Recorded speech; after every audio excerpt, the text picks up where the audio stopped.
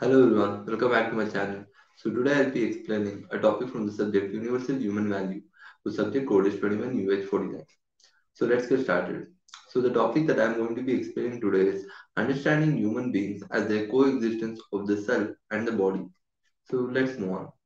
So let's first understand the relationship between the self and the body. It is very important to understand the relationship between the self and the body for the following factors. It enhances our understanding of human nature. It promotes psychological well-being, and it contributes to philosophical inquiry. It has implications for healthcare and medicine. It impacts cultural and societal norms. It facilitates personal growth and self-awareness. It raises ethical and moral considerations. It drives scientific advancements. It encourages interdisciplinary insights across various fields. So let's move on to historical perspectives.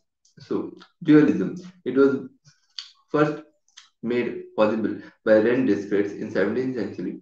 Rene Descartes is famous for his theory of dualism, which posited that the mind or soul and the body are distinct and separate entities. He famously declared, I think, therefore I am. Then monism by Baruch Spinoza in 17th century. Baruch Spinoza proposed a monistic view, suggesting that there is only one ultimate reality, which he called substance. This substance includes both mental and physical aspects, making them two attributes of the same reality.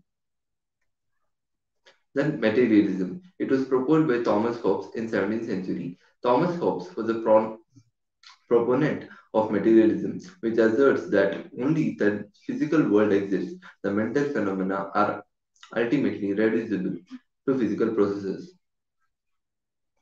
Idealism, which was proposed by John Berkeley in 18th century. John Berkeley's idealism posits that only the mind and mental experiences are real, while the physical world exists only as a construct of the mind.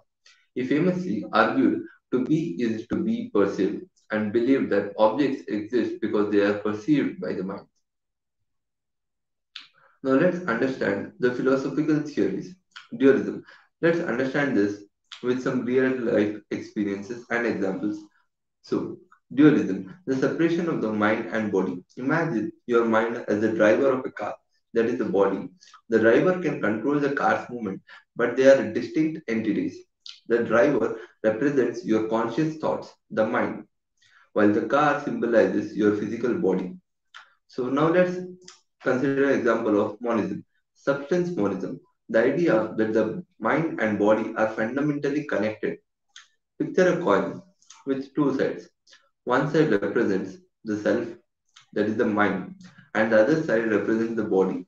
Substance monism suggests that both sides of the coin belong to the same substances, like two facets of a single reality. Then materialism, the belief that only the physical world exists. Think of the mind as software running on a computer, the brain. The computer's hardware and circuits represent the physical body.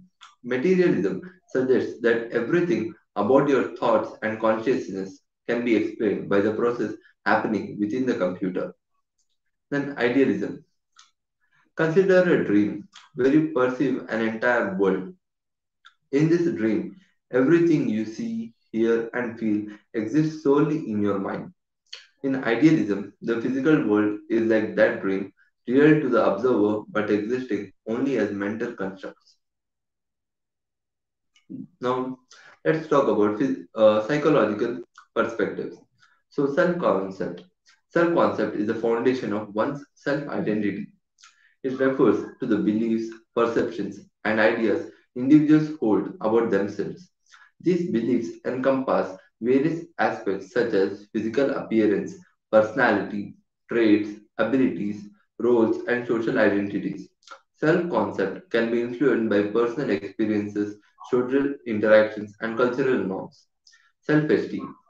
Self esteem refers to an individual's overall evaluation of their self worth. It is closely linked to the self concept and can be influenced by factors such as achievement, social comparison, and feedback from others. High self esteem is associated with positive feelings about oneself, while low self-esteem can lead to self-doubt and negative self-perceptions. Self-identity development. The development of self-identity is a dynamic process that unfolds over a lifetime. Psychologists like Erik Erikson propose stages of psychosocial development that highlight the challenges individuals face as they form their identities. For example, during adolescence, individuals grapple with questions of identity versus role confusion. Social identity theory. This theory, developed by Henry Tatchell and John Turner, focuses on how individuals define themselves in relation to social groups. People categorize themselves into social groups, example gender, race, religion, and this self-identity can be strongly influenced by group membership and social comparison. Social identity can lead to in-group favoritism and out-group bias. Now, let's understand the scientific view of the mind-body connection. So, the brain as the control center. Scientists consider the brain to be the central hub that governs our thoughts, emotions, and behaviors. It consists of billions of neurons, nerve cells that communicate through electrical and chemical signals, neurotransmitters, and neural networks. The brain's activities rely on neurotransmitters, which are chemical messengers that transmit signals between neurons. Neural networks, comprised of interconnected neurons, process information and generate various mental and physical responses. Mapping brain functions. Researchers have identified specific regions of the brain associated with various cognitive functions. For example, the prefrontal cortex is linked to decision making and complex reasoning, while the amygdala plays a role in processing emotions. Neuroplasticity, a pivotal concept in the scientific view. Neuroplasticity refers to the brain's ability to adapt and reorganize itself in response to learning, experience, and engineering. This means that our thoughts and experiences can physically reshape the brain's structure and connections. So let's understand with a real life case study the placebo effect and pain management. The case study was in a clinical trial for pain relief, patients were divided into two groups. One group received a real pain medication, while the other received a placebo, a sugar pill with no active ingredients. Both groups experienced a significant reduction in pain. This case illustrates the placebo effect, where a person's belief in the effectiveness of a treatment influences their perception of pain. The patient's minds, influenced by the belief that they were receiving pain relief, triggered actual psychological changes in their bodies, leading to pain reduction. So, what are the key takeaways from this presentation? So, the first being dual existence. Human beings are a coexistence of the self, that is the mind, consciousness, and identity, and the physical body. These two aspects are intimately intertwined and shape our experiences.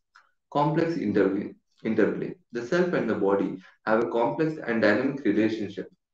Our thoughts, emotions, and consciousness influence our physical sensations and actions, while our physical state can impact our mental and emotional well being. Philosophical and scientific perspectives. This concept is explored from both philosophical and scientific viewpoints.